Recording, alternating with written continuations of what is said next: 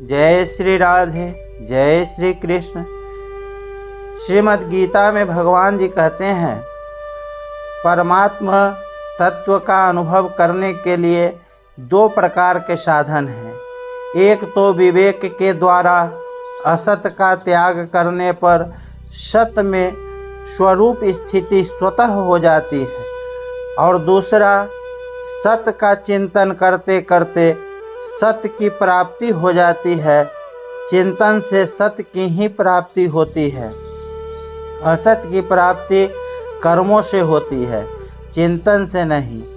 उत्पत्ति विनाशशील वस्तु कर्म से मिलती है और नित्य परिपूर्ण तत्व चिंतन से मिलता है। चिंतन से परमात्मा कैसे प्राप्त होते हैं, इसकी विधि इस श्लोक में बताते हैं। तदह बोधयस्तदात्मानस्तः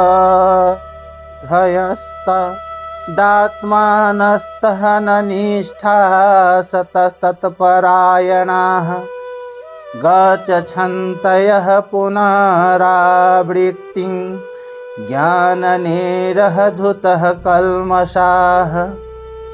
अर्थात तद बुद्धयः निश्चय करने वाली वृत्ति का नाम बुद्धि है। साधक पहले बुद्धि से यह निश्चय करे कि सर्वत्र एक परमात्म तत्व ही परिपूर्ण है। संसार के उत्पन्न होने से पहले भी परमात्मा थे और संसार के नष्ट होने के बाद भी परमात्मा रहेंगे। बीच में भी संसार का जो प्रवाह चल रहा है उसमें भी परमात्मा वैसे के वैसे ही है।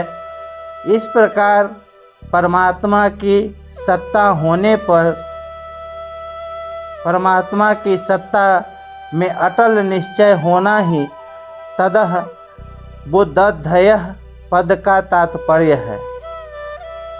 तदात्मानः यहाँ आत्मा शब्द मन का वाचक है। जब बुद्धि में एक परमात्म तत्व का निश्चय हो जाता है तब मन से स्वतः स्वाभाविक परमात्मा का ही चिंतन होने लगता है। सब क्रियाएं करते समय यह चिंतन अखंड रहता है कि सत्ता रूप से सब जगह एक परमात्मा तत्व ही परिपूर्ण है। चिंतन में संसार की सत्ता आती ही नहीं।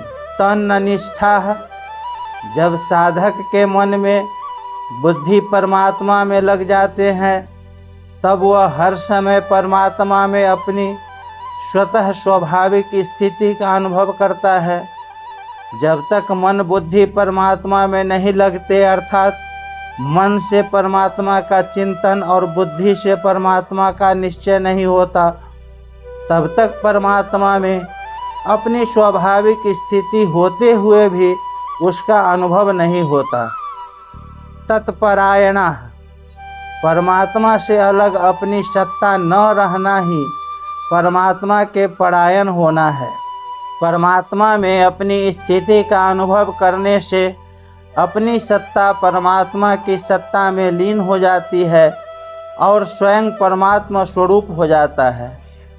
जब तक साधक और साधन की एकता नहीं होती तब तक साधन छूटता रहता है, अखंड नहीं रहता।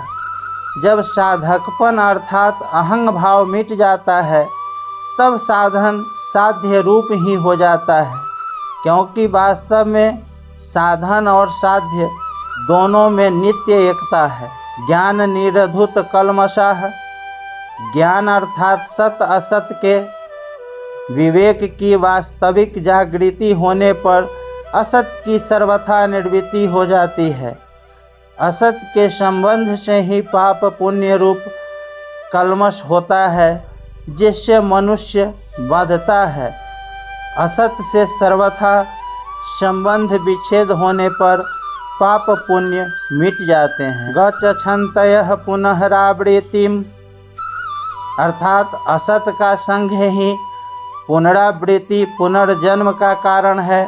कारणं गुणः संगोहसयः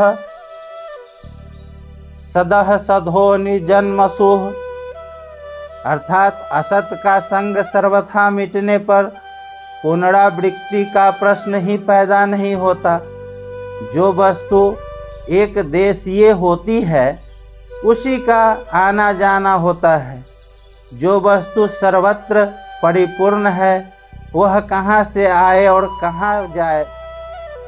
परमात्मा संपूर्ण देश काल वस्तु परिस्थिति आदि में एक रस परिपूर्ण रहते हैं, उनका कहीं आना जाना नहीं होता।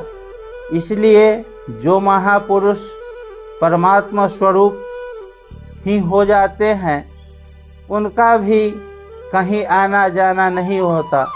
श्रुति कहती है न तस्य प्राणाः उतः क्रानमन्ति ब्रह्मणैवः सनः ब्रह्मा पायेति। अर्थात उसके प्राणों का उत्क्रमण नहीं होता, वह ब्रह्म ही होकर ब्रह्म को प्राप्त होता है। उसके कहलाने वाले शरीर को लेकर ही यह कहा जाता है कि उसका पुनर्जन्म नहीं होता। वास्तव में यहाँ गच्छन्ति पद का तात्पर्य है वास्तविक बोध होना, जिसके होते ही नित्य प्राप्त परमात्म तत्व का अनुभव हो जाता है। अस्वाभाविकता में स्वाभाविकता की भावना मिटने पर एक परमात्मा के सिवाय अन्य किसी की स्वतंत्र सत्ता नहीं रहती और साधक परमात्मा स्वरूप ही हो जाता है, जो कि वास्तव में स्वतः सिद्ध है। अतः उसके पुनः संसार बंधन में आने का प्रश्न ही पैदा नहीं होता। सर्गेऽपि नोपः जायन्ते प्रलये नः व्यथन्ति च।